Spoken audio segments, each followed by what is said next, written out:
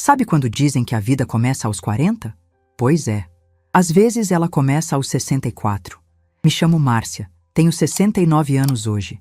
E essa história que vou contar para vocês vai parecer daqueles filmes que a gente assiste e pensa: isso não pode ser real.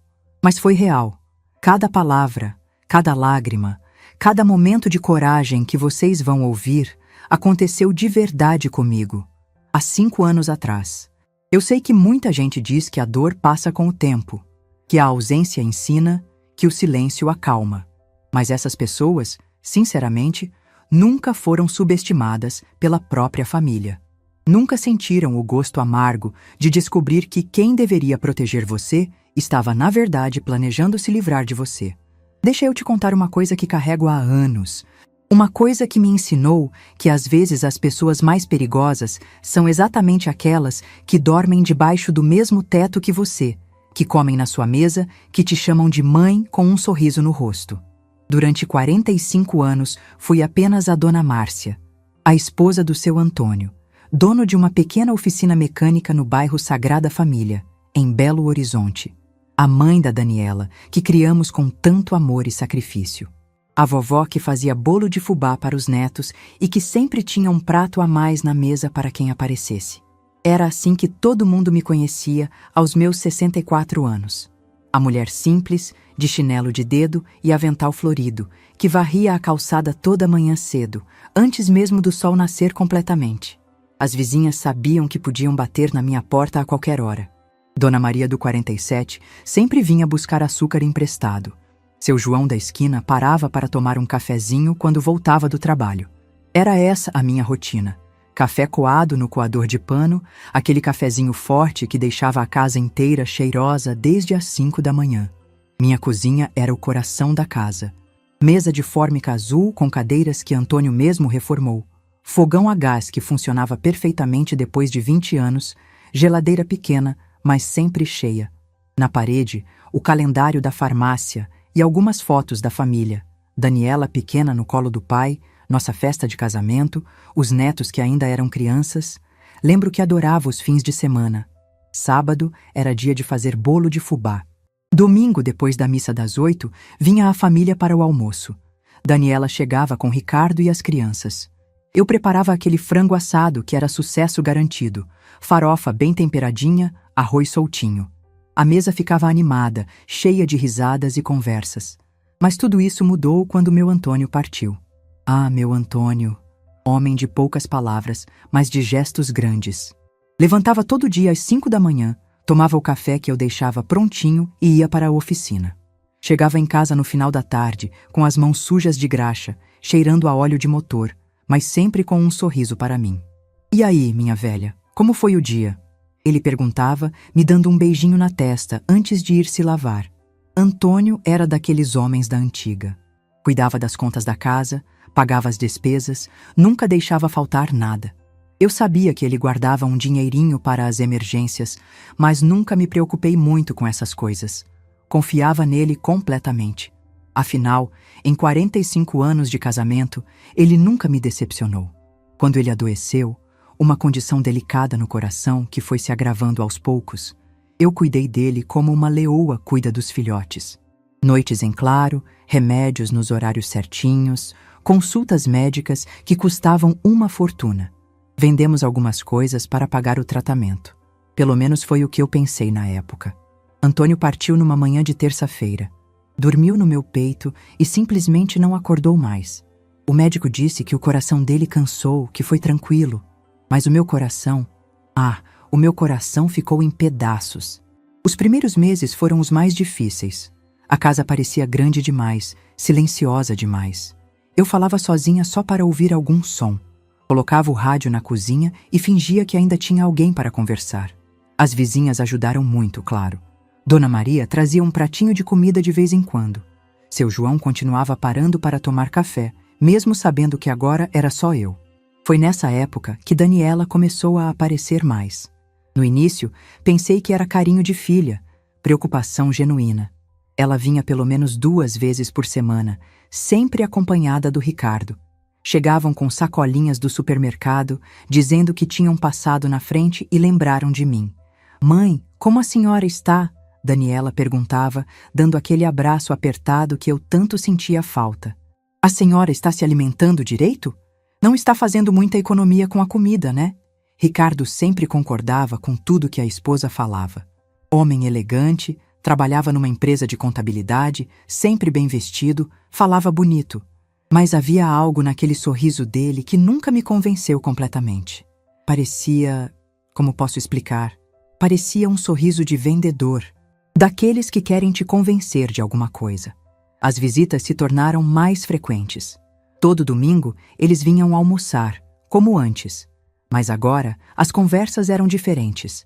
Sempre giravam em torno da minha saúde, da minha capacidade de cuidar da casa, dos perigos de uma mulher da minha idade morar sozinha. Mãe, a senhora reparou como está mais esquecida? Daniela dizia, com aquela voz preocupada. Outro dia, a senhora não lembrou onde tinha guardado os óculos, e semana passada esqueceu o fogão aceso depois do almoço. Eu protestava, claro. Dizia que todo mundo esquece as coisas de vez em quando, que isso era normal, mas eles insistiam. Ricardo balançava a cabeça com cara de quem entendia do assunto. Dona Márcia, ele dizia, a senhora sabe que a gente se preocupa. Essa casa é grande, tem escada, tem esse quintal todo para cuidar. E se acontecer alguma coisa de noite? Quem vai ouvir a senhora chamar por socorro? Pouco a pouco, as conversas foram ficando mais diretas. Daniela começou a falar sobre como seria bom eu ter companhia, gente da minha idade para conversar. Ricardo complementava falando sobre segurança, sobre ter alguém para me cuidar 24 horas. A senhora merece descansar, Dona Márcia, ele dizia, passando a mão no meu ombro.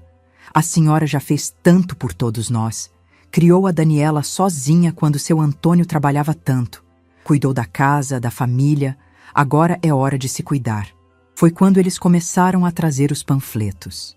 Lembro perfeitamente da primeira vez. Era um domingo de sol, depois do almoço. Estávamos na sala tomando café quando Daniela puxou uma pasta da bolsa. Mãe, a gente deu uma pesquisada e encontrou umas opções interessantes para a senhora. Ela abriu a pasta e começou a mostrar folhetos coloridos. Olha que lugar lindo! Eram asilos, mas eles não chamavam de asilo, claro. Residencial para a terceira idade, lar de repouso, casa de convivência. Nomes bonitos para disfarçar o que realmente era. Um lugar para descartar gente velha. Os panfletos mostravam fotos de pessoas sorridentes jogando cartas, fazendo ginástica, comendo em refeitórios organizados. Tinha piscina, jardim, sala de TV, enfermaria. Tudo muito limpo, muito arrumado, muito artificial. Olha que maravilha, mãe! A senhora vai ter amigas, atividades, não vai mais se preocupar com nada. Daniela falava, folheando as páginas coloridas. E fica pertinho daqui, a gente pode vir te visitar sempre. Ricardo completava. É o melhor que existe em Belo Horizonte, Dona Márcia. Tem médico no local, enfermeiras especializadas, alimentação balanceada. A senhora vai viver como uma rainha. Toda vez que eles mostravam aquelas fotos, eu sentia um frio na barriga. Aquelas pessoas sorridentes pareciam atores de propaganda de margarina. E eu não queria ser atriz da minha própria vida. Mas eu estou bem aqui na minha casa, eu respondia. Tenho minhas coisas, minha rotina, minhas vizinhas. Mãe, mas e se a senhora cair? E se passar mal de madrugada? Aqui a senhora está isolada sem ninguém para ajudar. Eu tenho vocês. Claro que tem, mãe. Mas a gente trabalha, tem as responsabilidades. Não pode ficar 24 horas cuidando da senhora. As semanas foram passando e a pressão aumentando. A cada visita, um novo argumento, uma nova preocupação, uma nova razão para eu sair da minha casa. Eles falavam sobre os gastos com manutenção, sobre como era difícil cuidar de uma casa grande, sobre os perigos do bairro. Foi então que aconteceu o episódio da lâmpada. Era uma quinta-feira à tarde, a lâmpada da sala queimou e eu fui trocá-la. Coisa que fazia há décadas, sem problema nenhum. Peguei o banquinho da cozinha, subi com cuidado, desenrosquei a lâmpada velha. Mas na hora de descer, o pé do banquinho escorregou no tapete. Perdi o equilíbrio e caí. Nada grave, apenas um roxo no braço direito e um susto. Levantei sozinha, guardei o banquinho, troquei a lâmpada usando uma cadeira mais estável. Só que no dia seguinte, quando Daniela veio me visitar, Eu contei o que tinha acontecido. Achei que era uma coisa normal do dia a dia. Mas a reação dela foi como se eu tivesse sobrevivido a um acidente gravíssimo. Mãe, a senhora podia ter quebrado o pescoço. Ela começou a chorar. E se tivesse batido a cabeça? E se tivesse desmaiado? Quem ia encontrar a senhora? Filha, foi só um escorregão bobinho. Bobinho? Mãe, a senhora não está mais vendo? Isso é um sinal. Deus está mostrando que não é mais seguro a senhora morar sozinha. Ricardo chegou no meio da conversa e, quando soube do ocorrido, balançou a cabeça com cara de quem já esperava por aquilo. Eu não disse, Daniela. Falei que isso ia acontecer. Ele me olhou com aquela expressão de quem entende do assunto. Dona Márcia, a senhora teve sorte dessa vez. Mas e na próxima? Naquela noite, depois que eles foram embora, fiquei sozinha na sala, olhando para o banquinho da cozinha. Será que eles estavam certos? Será que eu realmente não tinha mais condições de cuidar de mim mesma? Comecei a reparar em coisas que antes ignorava. A escada para o segundo andar, que parecia mais íngreme. O tapete da sala, que realmente escorregava às vezes. O portão da frente, que estava ficando pesado para trancar. Durante as semanas seguintes, a pressão se intensificou. Daniela ligava todo dia para saber como eu estava, se não tinha caído, se estava me alimentando direito. Ricardo começou a aparecer sozinho às vezes, sempre com alguma desculpa. Tinha passado ali perto, queria ver se eu precisava de alguma coisa do mercado. Dona Márcia, ele dizia, sentando na poltrona do Antônio. A senhora é uma mulher inteligente. Sabe que a gente só quer o melhor para a senhora. Eu sei, Ricardo. Então a senhora entende que isso não pode continuar assim. A gente vive preocupado, sem conseguir trabalhar direito, sem conseguir dormir à noite pensando na senhora aqui sozinha. Ele falava sempre com aquele tom carinhoso, paternal. Mas havia algo por trás daquelas palavras que me incomodava. Uma urgência que não conseguia explicar. Foi numa dessas conversas que ele soltou uma frase que me chamou a atenção. A senhora já pensou no que vai acontecer com essa casa quando... Bem, quando a senhora não estiver mais aqui? Seria bom resolver essas coisas enquanto ainda tem clareza mental. Clareza mental? Por que ele estava falando isso? Eu estava perfeitamente lúcida, tomando minhas decisões, cuidando da minha vida. Mas as semanas de pressão constante começaram a fazer efeito. Comecei a me questionar. Talvez eles estivessem certos. Talvez eu fosse mesmo um fardo. Talvez fosse egoísmo meu querer ficar na minha casa, com meus objetos, minhas memórias, minha liberdade, se isso estava causando preocupação para minha família. Uma noite, olhando as fotos do Antônio espalhadas pela casa, me peguei pensando: o que você faria, meu velho? Você me mandaria embora também? Era outubro quando finalmente comecei a considerar seriamente a ideia. Daniela e Ricardo tinham trazido mais papéis, dessa vez com preços, condições de pagamento, até mesmo fotos do quarto que eu ocuparia. É só por um tempo, mãe, Daniela dizia. A senhora vai ver como vai gostar. E se não se adaptar, a gente conversa. Por um tempo? Mas quem sai de um lugar desses? Quem volta? Naquela noite de outubro, quase 6 meses depois da partida do Antônio, eu estava quase cedendo. Quase aceitando que minha vida independente havia chegado ao fim. Quase acreditando que aos 64 anos eu não tinha mais nada para viver, apenas para sobreviver sob os cuidados de estranhos. Quase. Mas às vezes, o destino tem outros planos. Às vezes, quando você está prestes a desistir de si mesmo, a vida te dá um sinal, uma descoberta, uma revelação que muda tudo. E foi exatamente isso que aconteceu comigo numa tarde de sábado, quando decidi organizar as coisas do quarto, que foi do Antônio antes da possível mudança. Uma descoberta que revelaria não apenas os segredos que meu marido guardou durante décadas, mas também as verdadeiras intenções das pessoas em quem eu mais confiava no mundo. Sabe aqueles momentos na vida que dividem tudo em antes e depois? Pois então, aquela tarde de sábado foi exatamente assim para mim. Se alguém me dissesse naquela manhã que antes do sol se pôr eu descobriria segredos que meu marido guardou por décadas, eu teria rido. Antônio sempre foi transparente comigo. Ou pelo menos era o que eu pensava. Era final de outubro, um daqueles dias de calor que chegam antes do verão em Belo Horizonte. O sol entrava pela janela do nosso quarto, que agora era só meu, e iluminava a cômoda de madeira que Antônio havia comprado no nosso segundo ano de casamento. Uma peça simples, dessas que duravam a vida inteira, com 3 gavetas grandes e um espelho que já estava meio manchado pelo tempo. Eu havia decidido organizar as roupas dele. Não conseguia mais viver com aquelas camisas penduradas no guarda-roupa, com o cheiro dele ainda impregnado no tecido. Cheiro de sabão em pó, de água de colônia barata e daquela essência única que toda pessoa tem. Sabe quando você abraça alguém e reconhece o cheiro mesmo de olhos fechados? Era assim com meu Antônio. Comecei pelas camisas. Dobrei cada uma com cuidado, lembrando de quando ele as vestia para ir trabalhar.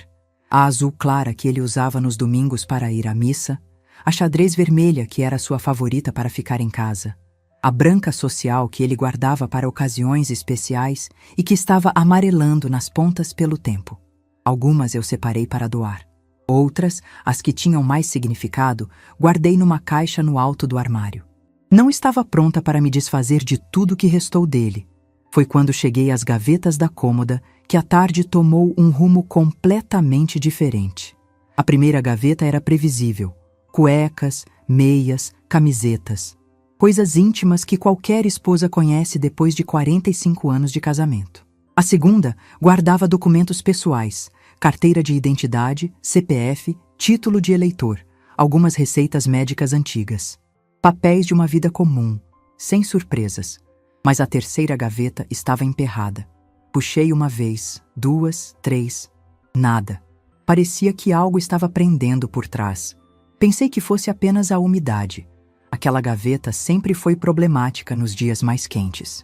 Mas quando finalmente consegui abri-la completamente, ouvi um barulho diferente, como se alguma coisa tivesse se deslocado no fundo.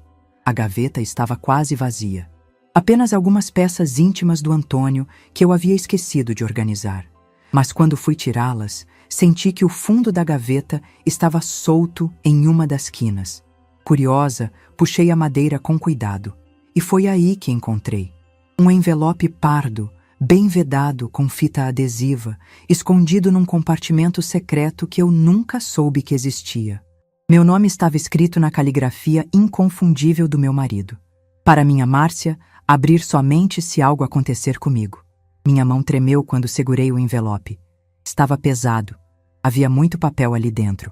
Sentei na cama, aquela mesma cama onde dormimos juntos por décadas, onde ele me deu o último beijo, onde acordei sozinha tantas manhãs depois da partida dele.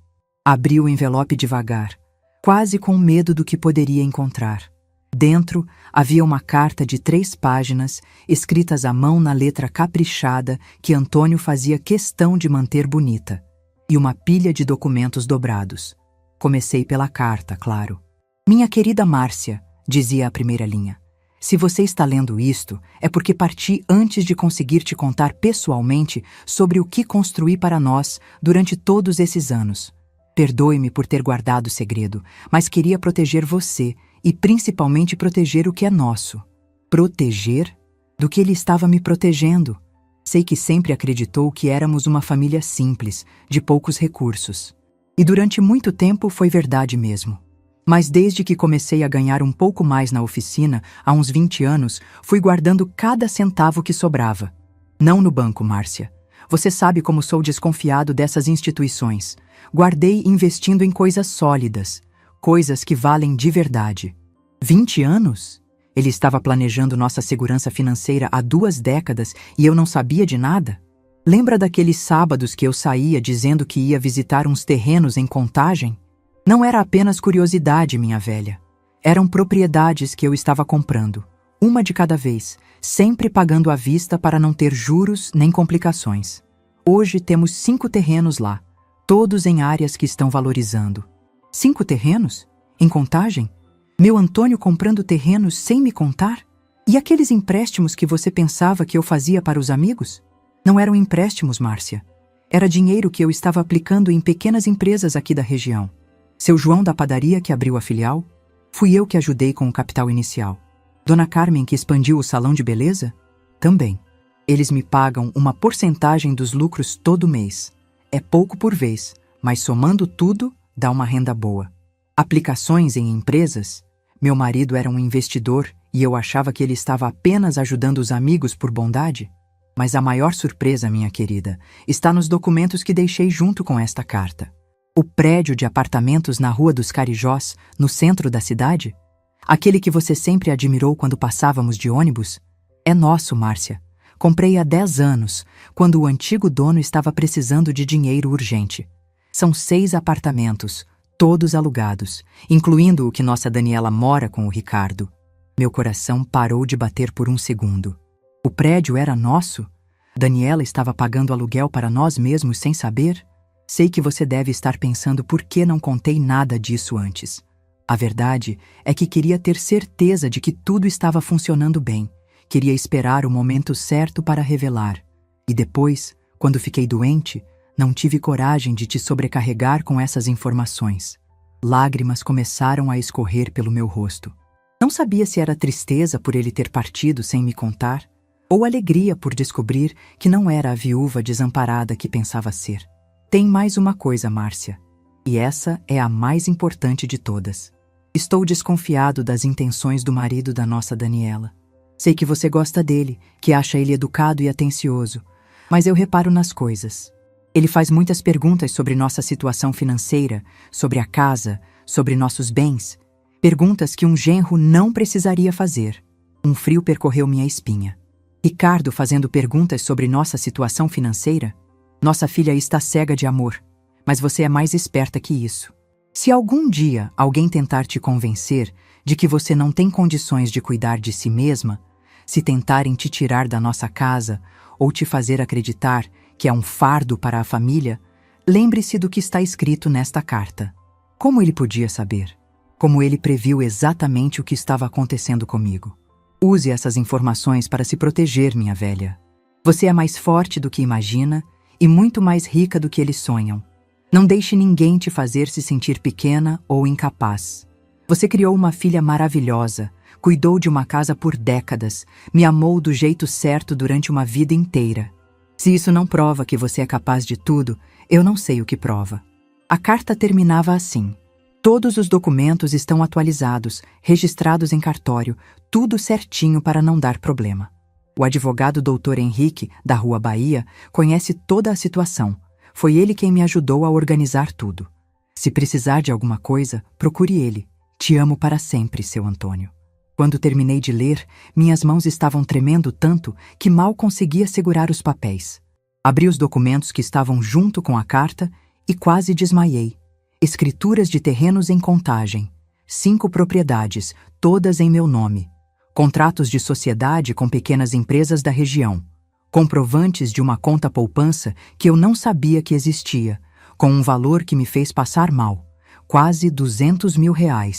E por último, a escritura do prédio na Rua dos Carijós.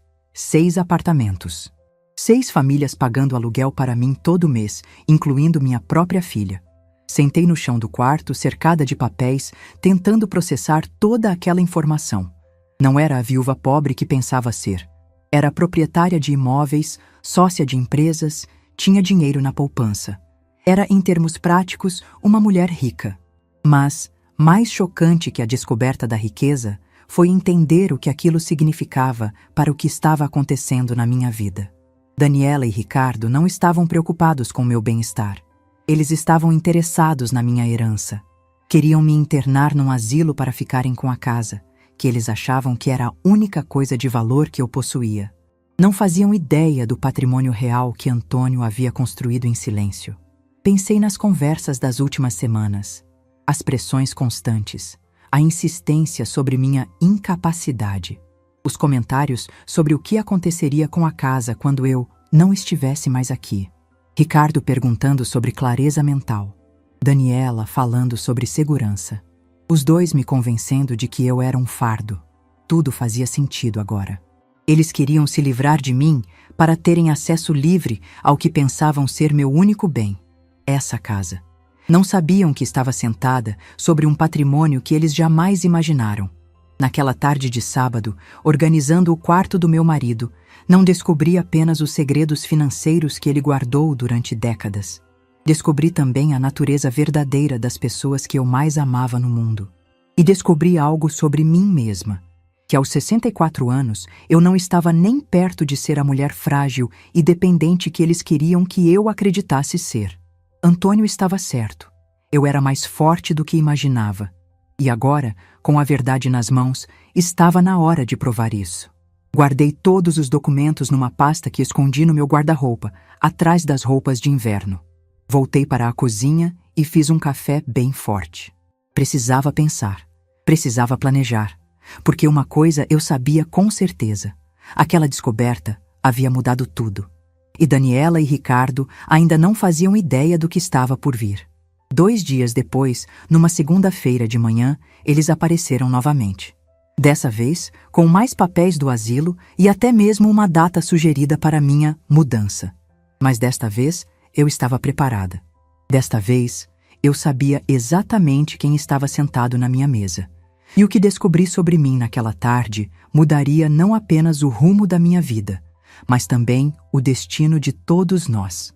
Porque às vezes a pessoa mais perigosa numa negociação é exatamente aquela que todo mundo subestima. E às vezes, descobrir a verdade sobre quem você realmente é pode ser a arma mais poderosa que você tem. Você já teve que fingir que não sabia de algo que mudaria tudo? Já teve que sorrir para pessoas que achavam que estavam te enganando, enquanto você sabia exatamente o que elas estavam tramando? Pois foi exatamente isso que vivi durante 2 dias inteiros, depois de descobrir os segredos do Antônio. 2 dias fingindo ser a mesma Dona Márcia frágil e confusa. 2 dias preparando o que seria o confronto mais importante da minha vida. Naquela segunda-feira de manhã, quando ouvi a campainha tocar, eu já sabia quem estava do lado de fora.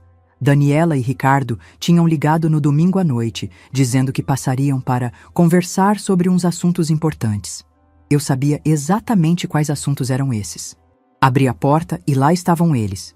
Minha filha com uma pasta debaixo do braço e aquela expressão de quem estava prestes a resolver um problema complicado, e Ricardo com seu sorriso de vendedor, vestido como sempre, calça social, camisa passada, sapato brilhando.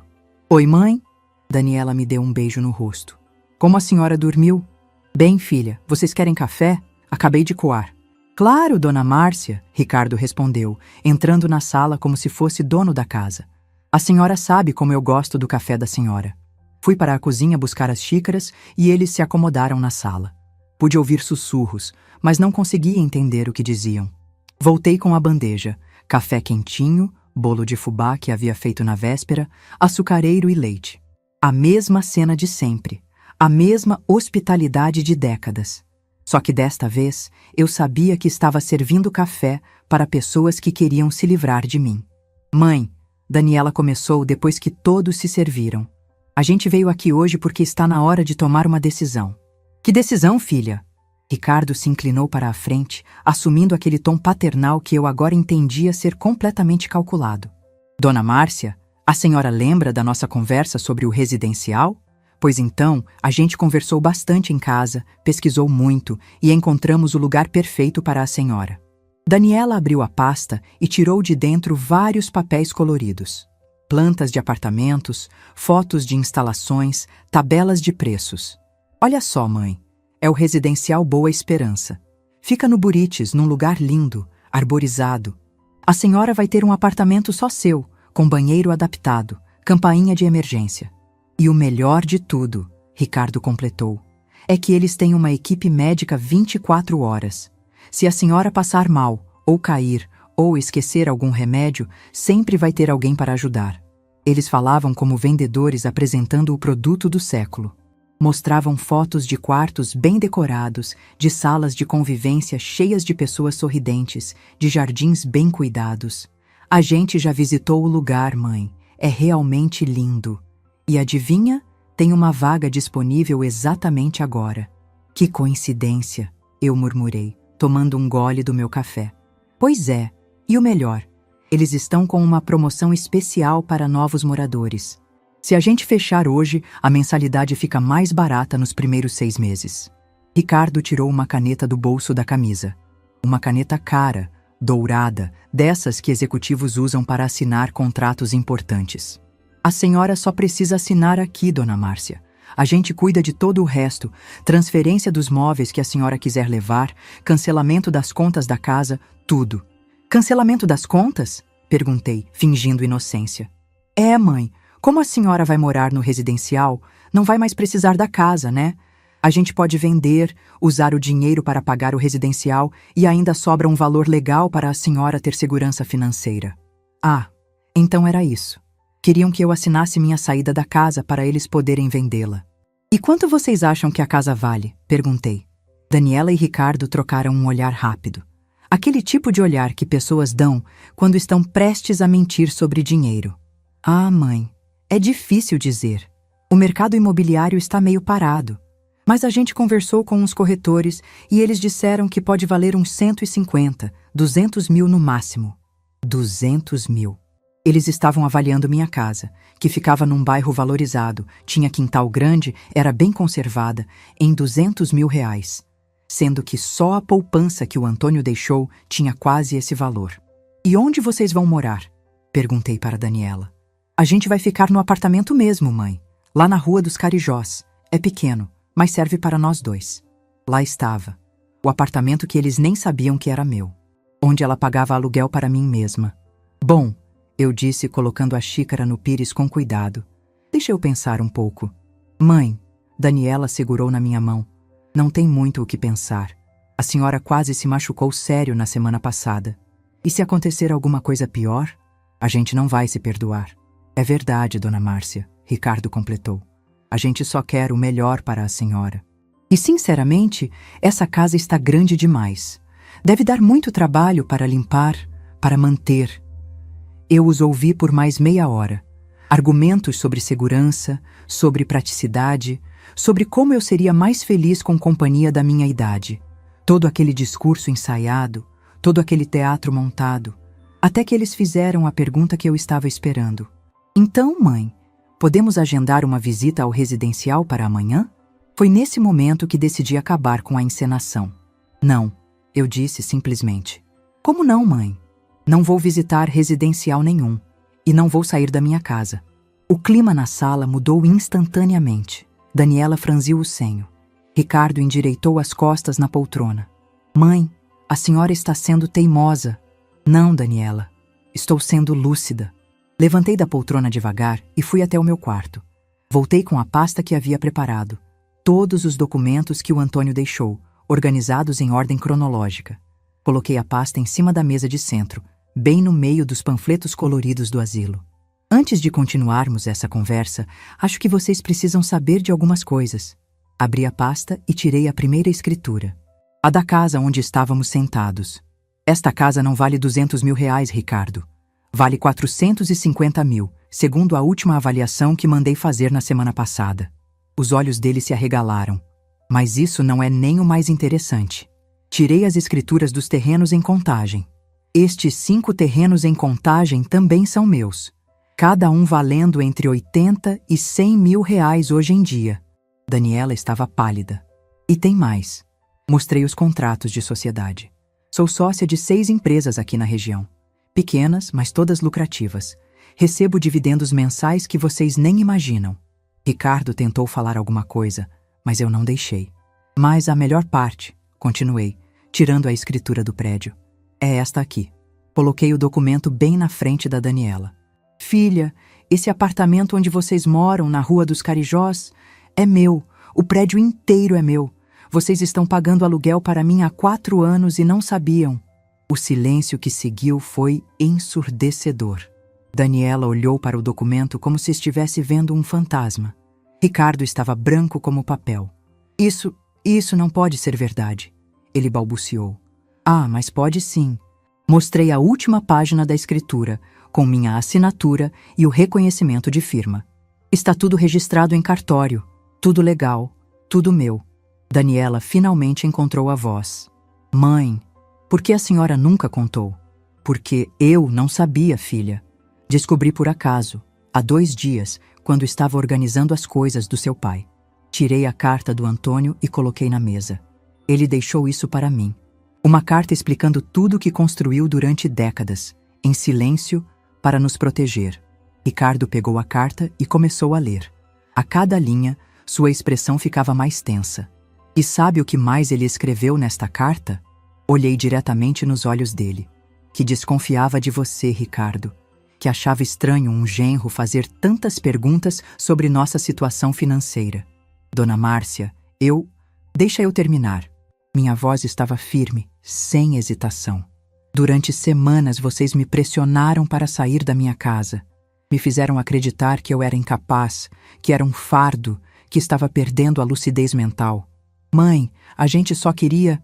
Vocês queriam se livrar de mim para ficarem com o que achavam que era minha única propriedade. Esta casa. Juntei todos os documentos e fechei a pasta. Não faziam ideia de que estão falando com uma mulher que tem patrimônio suficiente para comprar 10 asilos como aquele que vocês tanto querem me enfiar. Ricardo tentou se recompor, voltando àquele tom falsamente carinhoso. Dona Márcia, acho que houve um mal-entendido. Não houve mal-entendido nenhum, Ricardo. Olhei bem nos olhos dele. Houve manipulação. Houve interesse financeiro disfarçado de cuidado. Houve uma tentativa deliberada de me fazer acreditar que eu não tinha mais condições de viver minha própria vida. Levantei da poltrona e caminhei até a porta da sala. Ricardo, você não vai mais colocar os pés na minha casa.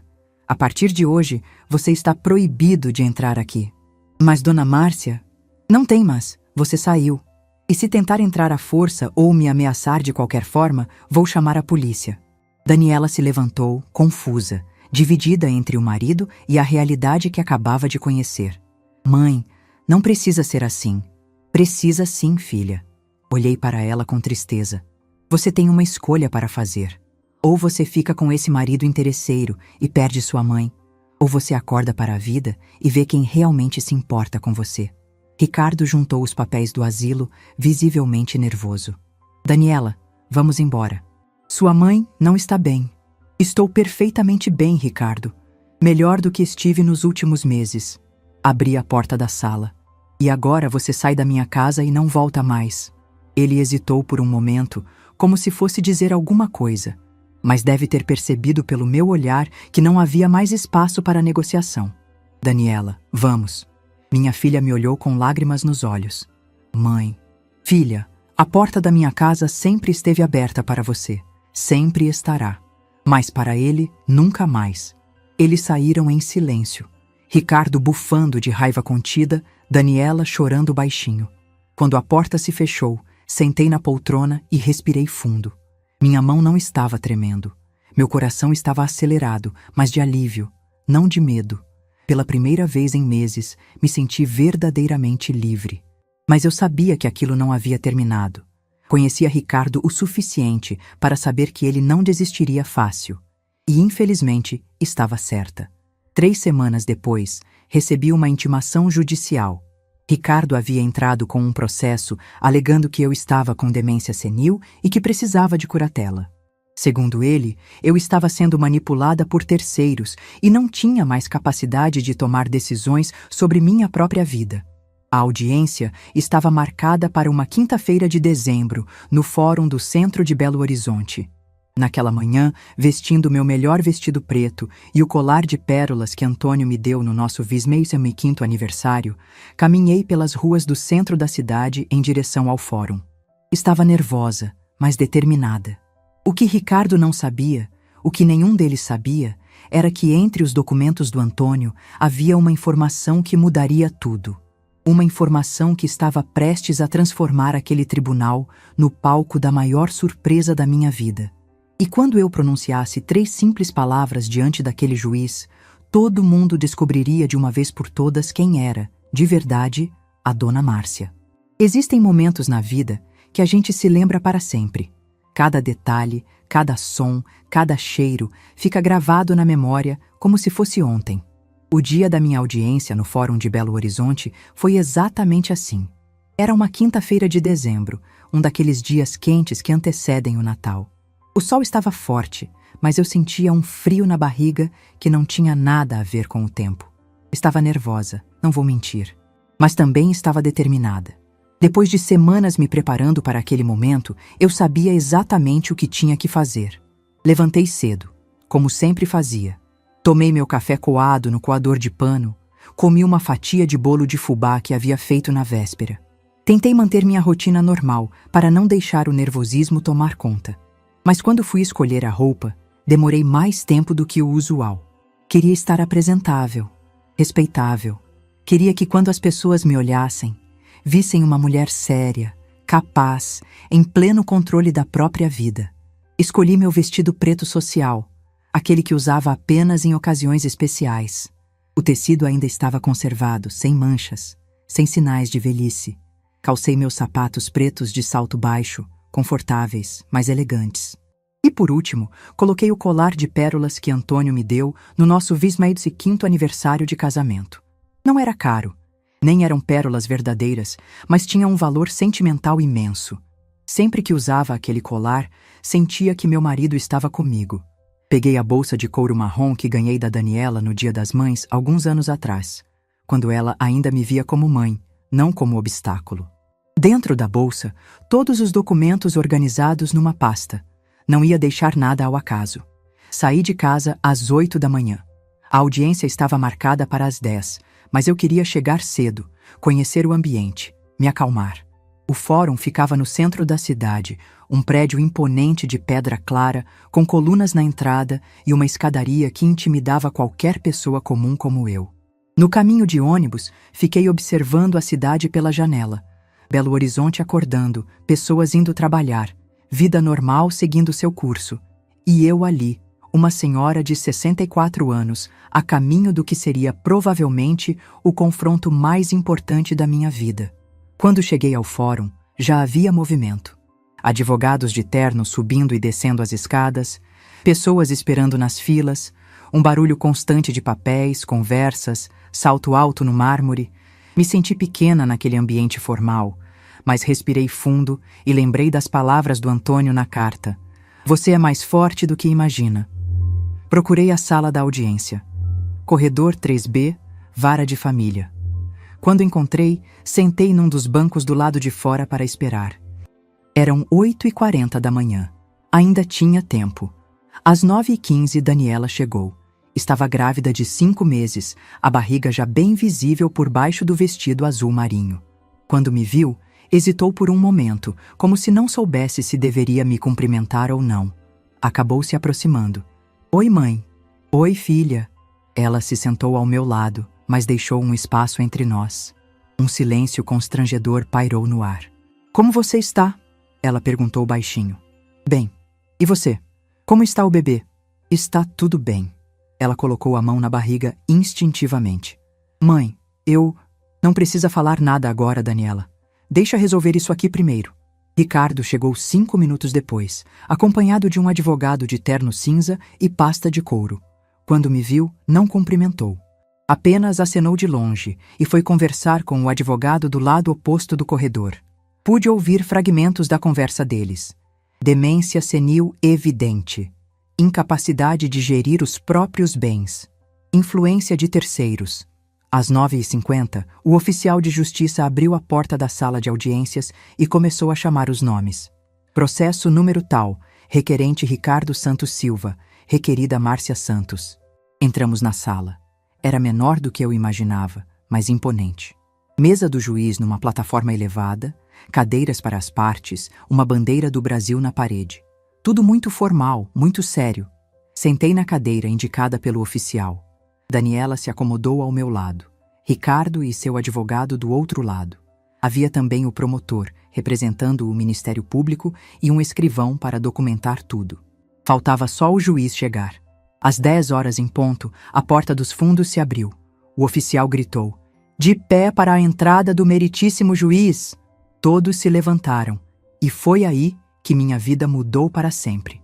O homem que entrou pela porta, vestindo a toga preta e carregando alguns processos, parou no meio do caminho quando seus olhos se encontraram com os meus. Ficou me encarando como se tivesse visto um fantasma. O rosto dele perdeu toda a cor. Depois sussurrou, quase inaudível: "É ela?" O silêncio na sala se tornou ensurdecedor. Todos olharam para mim, sem entender o que estava acontecendo. Ricardo franziu o senho. O advogado dele cochichou alguma coisa no ouvido dele. Daniela me olhou confusa, mas eu sabia exatamente quem era aquele homem. Entre os documentos do Antônio, havia um comprovante de doação. Uma contribuição generosa que meu marido havia feito anos atrás para um projeto social coordenado por um juiz aposentado.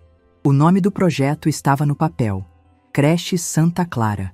Atendimento gratuito a crianças carentes do bairro Nacional. E o nome do juiz coordenador era Henrique Moreira. O mesmo homem que agora estava na minha frente, visivelmente abalado.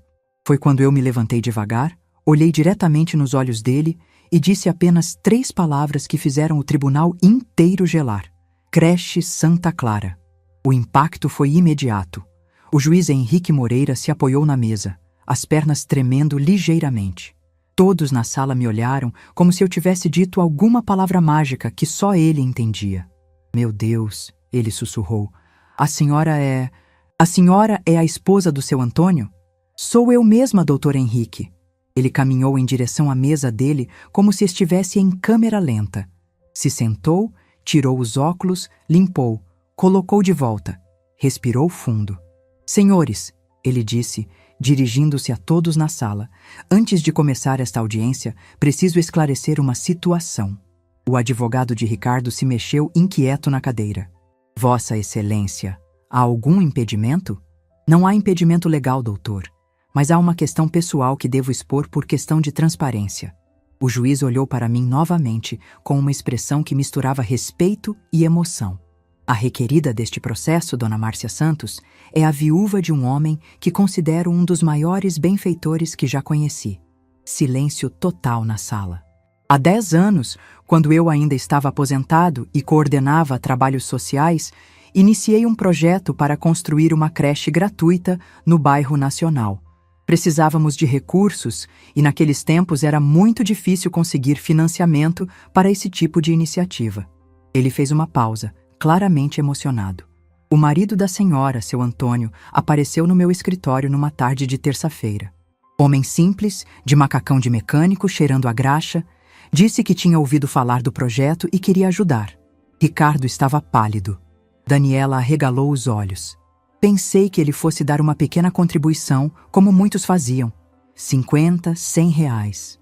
Mas seu Antônio colocou um envelope em cima da minha mesa com 60 mil reais em dinheiro. 60 mil reais, senhores. O promotor se inclinou para a frente, interessado. Perguntei por que ele estava fazendo aquilo, se era uma empresa, se queria algum tipo de reconhecimento público.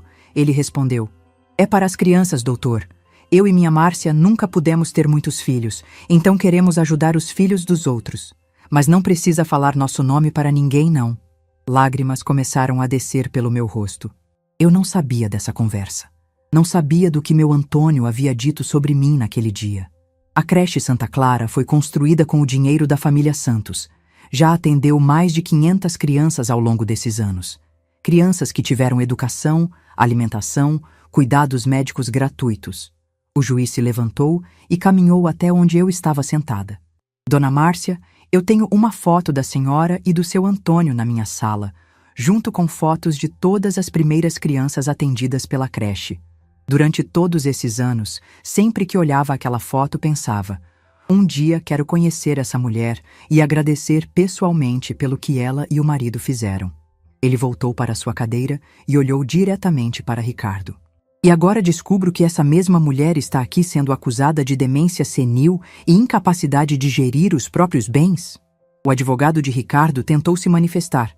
Vossa Excelência, com todo respeito, isso não tem relação com a capacidade mental atual da requerida. Tem sim, doutor. O juiz o interrompeu. Tem tudo a ver. Porque se há alguém nesta sala cuja capacidade de discernimento eu jamais questionaria, é exatamente a viúva do homem que mudou a vida de centenas de crianças carentes. Ele abriu o processo e começou a ler. O requerente alega que a requerida está sendo manipulada por terceiros e não tem mais condições de tomar decisões sobre seu patrimônio. Alega que ela se recusa a aceitar cuidados adequados para sua idade e que isso representa risco para sua integridade física. Olhou para Ricardo por cima dos óculos. Senhor Ricardo, o senhor poderia explicar ao juízo qual é exatamente seu interesse nesta questão? O senhor é filho da requerida? Não, Vossa Excelência. Sou genro. Genro. E onde está a filha da requerida neste processo? Daniela se mexeu desconfortavelmente na cadeira. Ela está aqui, mas não apoia completamente o pedido. Ah, entendo. Então o senhor genro está pedindo curatela sobre sua sogra contra a vontade da própria filha dela? O advogado de Ricardo percebeu que as coisas não estavam indo bem. Vossa Excelência, a questão é mais complexa. Dona Márcia, o juiz se dirigiu a mim. A senhora poderia me explicar sua situação atual? Como está sua saúde? Como está sua vida? Foi minha vez de falar. Levantei devagar e olhei para todos na sala. Doutor Henrique, minha saúde está ótima. Tenho 64 anos. Cuido da minha casa sozinha há quase 1 ano desde que meu Antônio partiu. Acordo cedo, faço meu café, converso com as vizinhas, vou ao mercado, ao banco, resolvo meus problemas. Tirei a pasta da bolsa.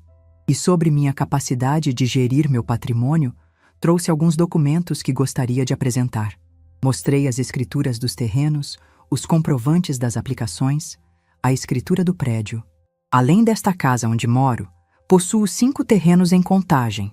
Sou sócia de 6 pequenas empresas na região e sou proprietária de um prédio de apartamentos no centro da cidade que gera renda mensal fixa. O juiz examinou os documentos com atenção. E o senhor Ricardo sabia dessa situação patrimonial? Não, doutor. Ele achava que eu só tinha a casa onde moro. Por isso, a pressão para eu ir para um asilo e vender a propriedade. O promotor se manifestou. Meritíssimo, pelo que entendo da situação, não há qualquer indício de incapacidade mental da requerida. Pelo contrário, ela demonstra plena consciência de sua situação patrimonial e pessoal. O juiz concordou com a cabeça. Senhor Ricardo, o senhor tem alguma prova médica, algum laudo psiquiátrico que comprove a alegada demência da requerida? Não, Vossa Excelência, mas... alguma testemunha que confirme episódios de confusão mental ou perda de lucidez? Bem, ela teve uma queda em casa. Uma queda? A senhora pode explicar essa queda, Dona Márcia? Escorreguei do banquinho ao trocar uma lâmpada, doutor. Coisa que faço há décadas. Tive apenas um roxo no braço. O juiz fechou o processo. Senhores, após ouvir as partes e analisar a documentação apresentada, é evidente que não há qualquer fundamento para o pedido de curatela. A requerida demonstra plena capacidade mental, autonomia para gerir seus bens e sua vida pessoal. Ricardo se remexeu nervoso na cadeira. Mais que isso, o juiz continuou, tenho sérias suspeitas sobre as verdadeiras motivações deste pedido. Sugiro ao Ministério Público que investigue possível tentativa de apropriação indébita de patrimônio de pessoa idosa. O promotor anotou alguma coisa no seu bloco. O pedido de curatela é indeferido. A requerida permanece com plena capacidade civil para todos os atos da vida. E determino que o requerente arque com todas as custas processuais. Quando o juiz bateu o martelo, senti um alívio imenso. Mas ele ainda não havia terminado. Dona Márcia, poderia me conceder alguns minutos em particular após a audiência? Gostaria muito de conversar com a senhora sobre seu falecido marido e sobre a creche. Claro, doutor Henrique. A audiência foi encerrada. Ricardo saiu visivelmente irritado, seguido do advogado. Daniela veio até mim com os olhos cheios de lágrimas. Mãe, me perdoa. Eu fui uma idiota. Deixei aquele homem me cegar para quem a senhora realmente é. Abracei minha filha ali mesmo, no meio da sala de audiências. Está perdoado, filha. Mas agora você precisa fazer escolhas, precisa decidir o que é mais importante para você. Saí do fórum vitoriosa, mas não vingativa. A verdadeira vitória não estava em ter ganhado o processo. Estava em ter recuperado minha dignidade, minha autoridade sobre a própria vida. Estava em descobrir que nunca fui a mulher frágil e dependente que queriam que eu acreditasse ser. E, principalmente, estava em descobrir que o reconhecimento, o respeito e a admiração podem vir dos lugares mais inesperados, quando menos esperamos. Naquele dia, no tribunal de Belo Horizonte, 3 simples palavras mudaram tudo. Não apenas o resultado do processo, mas a forma como eu via a mim mesma. Aos 64 anos, descobri que minha vida estava apenas começando. E que, às vezes, a pessoa mais poderosa numa sala é exatamente aquela que todo mundo subestima. Existe uma sensação única quando você sai vitoriosa de uma batalha que não escolheu lutar, mas que precisou enfrentar para defender sua própria dignidade. É como se um peso que você nem sabia que estava carregando de repente sumisse dos seus ombros e você conseguisse respirar fundo pela primeira vez em meses. Foi exatamente isso que senti ao sair do fórum naquela quinta-feira de dezembro. O sol estava no meio do céu, forte e quente, mas desta vez eu não sentia nenhum frio na barriga. Caminhei pelas ruas do centro de Belo Horizonte com a cabeça erguida, os ombros retos, segurando minha bolsa de couro marrom como se ela contivesse os tesouros mais preciosos do mundo. E, de certa forma, continha mesmo. Ali dentro estavam os documentos que provaram minha capacidade, minha lucidez, minha independência. Mas, principalmente, ali estava a prova de que nunca é tarde demais para descobrir quem você realmente é. A conversa particular com o juiz Henrique Moreira havia durado quase 1 hora. Ele me mostrou fotos da creche Santa Clara, me contou histórias de crianças que foram transformadas pelo projeto que meu Antônio ajudou a financiar. Vi nos olhos dele uma gratidão genuína, um respeito que me emocionou profundamente. Dona Márcia, ele me disse antes de eu sair, espero que a senhora entenda o quanto sua família fez pela comunidade. Seu marido não foi apenas um benfeitor, foi um visionário. E pela forma como a senhora se conduziu hoje, vejo que vocês eram realmente feitos um para o outro. No caminho de volta para casa, parei numa lanchonete pequena ali perto do centro. Pedi um café com leite e um pão de queijo. Coisas simples, mas que naquele momento tinham gosto de liberdade. Sentada naquela mesa de fórmica, observando o movimento da rua, tive tempo para processar tudo o que havia acontecido. Ricardo havia saído do tribunal derrotado e humilhado. Seu plano de me internar para ficar com minha casa havia fracassado completamente. Mais que isso, ele agora estava sendo investigado pelo Ministério Público por tentativa de apropriação indébita. As consequências legais para ele poderiam ser sérias, mas a parte que mais me preocupava era Daniela. Minha filha havia saído do tribunal chorando, claramente dividida entre o marido que escolheu e a mãe que havia redescoberto. Grávida de 5 meses, ela teria que tomar decisões difíceis sobre seu futuro, sobre o que queria para si mesma e para o bebê que estava esperando. Cheguei em casa por volta das 3 da tarde. A casa estava silenciosa, mas não mais daquela forma opressiva dos meses anteriores. Era um silêncio pacífico, de quem finalmente encontrou seu lugar no mundo. Fiz meu café da tarde, cortei uma fatia do bolo de fubá que havia sobrado e sentei na varanda dos fundos. O quintal estava precisando de cuidados. A grama estava alta, algumas plantas ressecadas pelo calor de dezembro, mas eu via potencial ali. Via um jardim que poderia ser revitalizado, plantas que podiam voltar a florescer, um espaço que poderia ser aproveitado de formas que nunca havia imaginado antes. Por 2 dias, vivi numa tranquilidade que não sentia há muito tempo. Voltei à minha rotina normal, mas agora com uma perspectiva completamente diferente. Acordava cedo não por obrigação, mas por prazer. Fazia meu café coado não por hábito, mas porque gostava do ritual. Conversava com as vizinhas não para passar o tempo, mas porque valorizava essas conexões humanas simples e genuínas.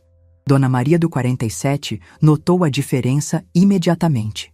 Dona Márcia, a senhora está com cara de quem ganhou na loteria, ela comentou quando nos encontramos na calçada na manhã de sábado.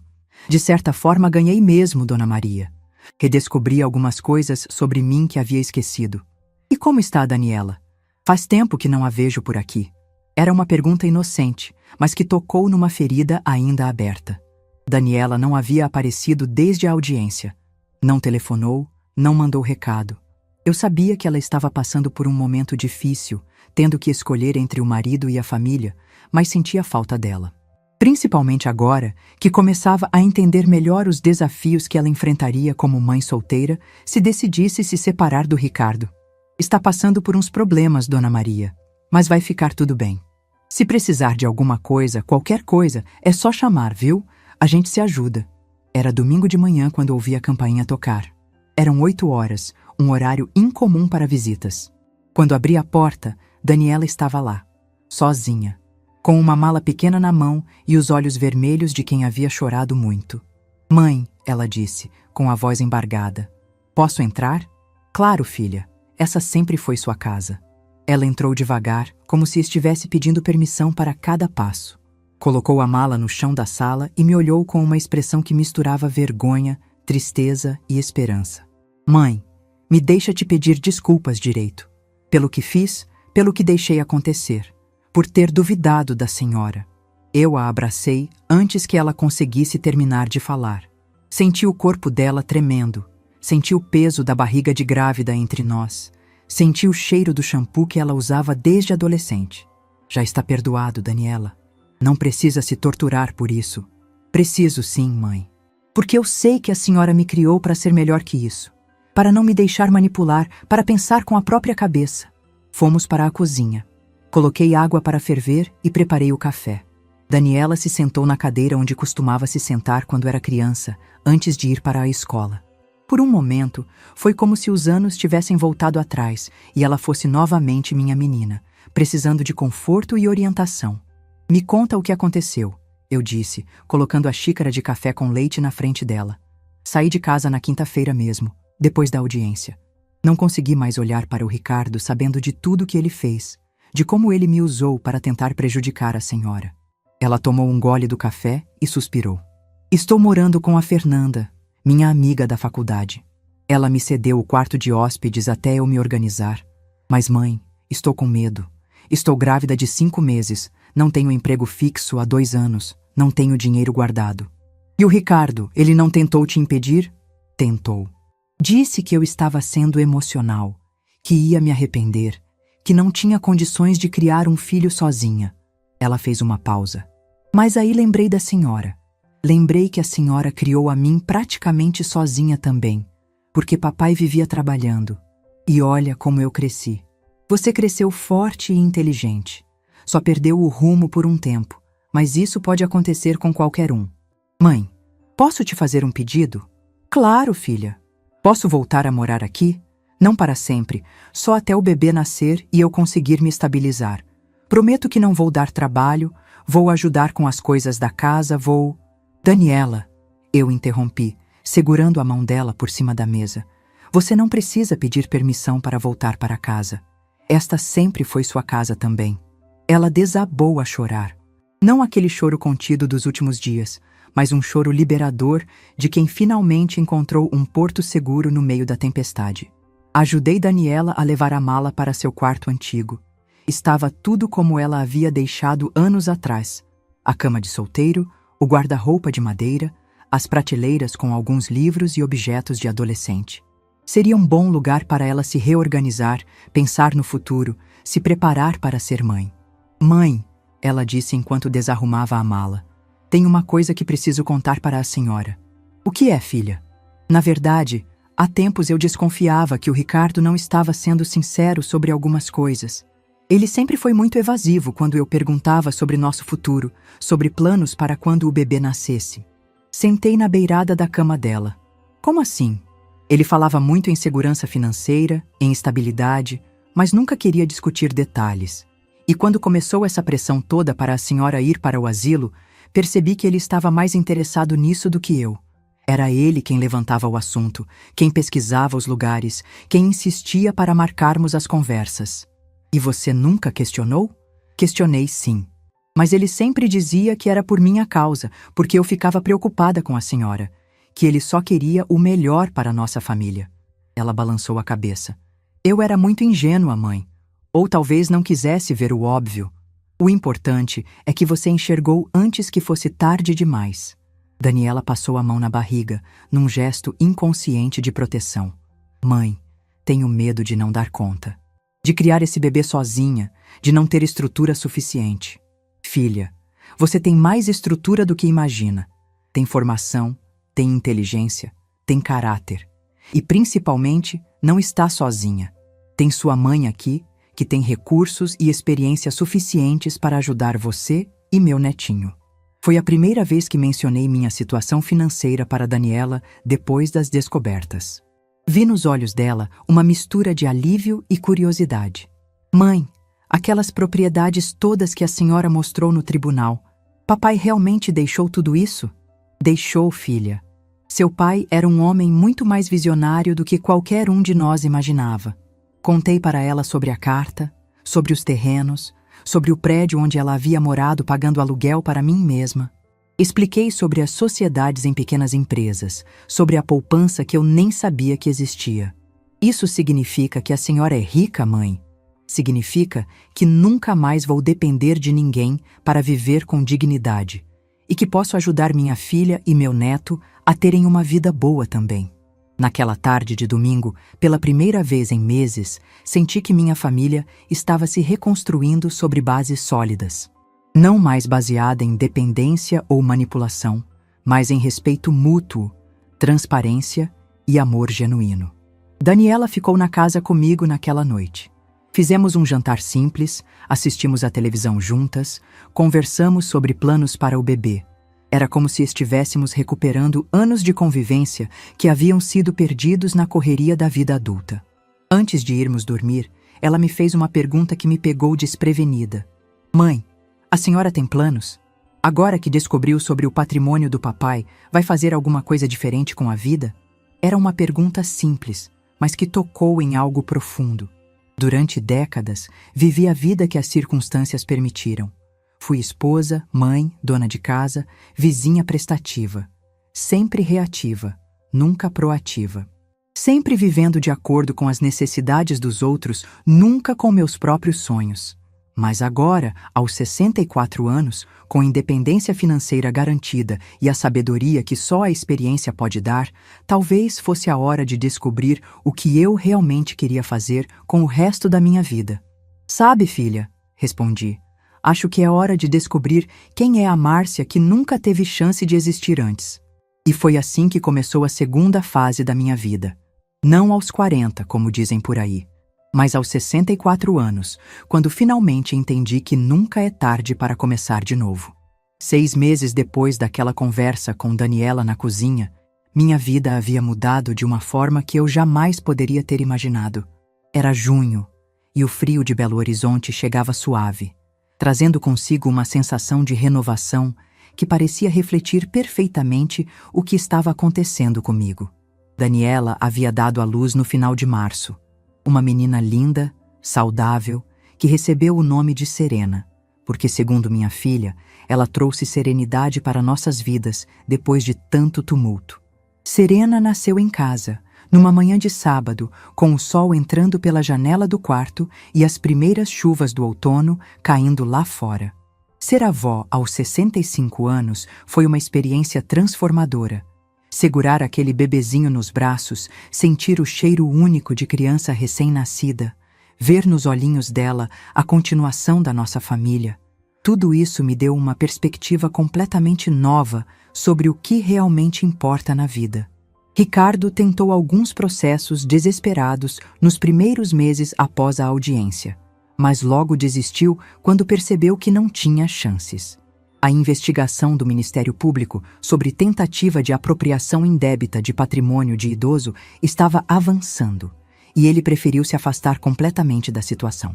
Daniela conseguiu o divórcio sem maiores complicações, e ele raramente perguntava sobre a filha. Mas a mudança mais significativa na minha vida aconteceu 3 meses após o nascimento da Serena. Foi quando tomei a decisão mais importante dos meus 64 anos de vida: transformar parte do patrimônio que Antônio deixou em algo que pudesse ajudar outras mulheres que passavam pela mesma situação que eu havia enfrentado. A ideia surgiu numa conversa com o juiz Henrique Moreira. Ele havia me procurado para falar sobre a expansão da creche Santa Clara e, durante nossa conversa, comentou sobre a quantidade de casos de violência patrimonial contra idosos que chegavam ao tribunal. Dona Márcia, ele me disse, a quantidade de famílias que tentam se aproveitar de pessoas da sua idade é assustadora. E na maioria dos casos, as vítimas não têm os recursos nem o conhecimento para se defender como a senhora teve. Foi ali que nasceu a ideia da Casa Márcia Santos. Um projeto que eu jamais imaginei que seria capaz de idealizar e tocar sozinha. Usei um dos terrenos em Contagem para construir um centro de acolhimento temporário para mulheres idosas vítimas de violência familiar. Não apenas violência física, mas principalmente psicológica e patrimonial. Aquela violência silenciosa que tenta convencer a pessoa de que ela não tem mais capacidade para viver sua própria vida.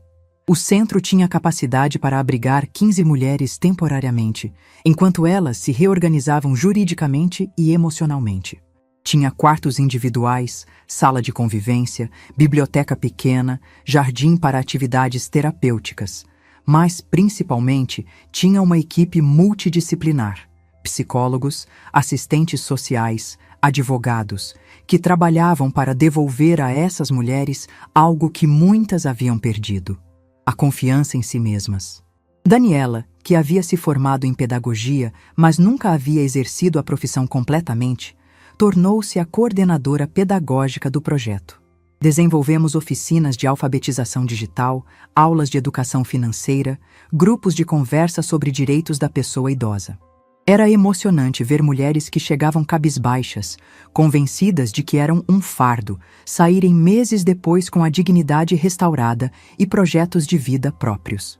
A primeira mulher que acolhemos foi Dona Conceição, de 71 anos. Ela havia sido pressionada pelos filhos a vender a casa onde morava para dividir o dinheiro entre todos. Quando ela se recusou, eles simplesmente pararam de falar com ela. Cortaram qualquer tipo de apoio emocional ou prático. Dona Conceição chegou até nós através do posto de saúde do bairro, onde uma enfermeira percebeu os sinais de depressão e abandono familiar. Dona Márcia, ela me disse no primeiro dia: "Eu não entendo por que meus filhos fazem isso comigo.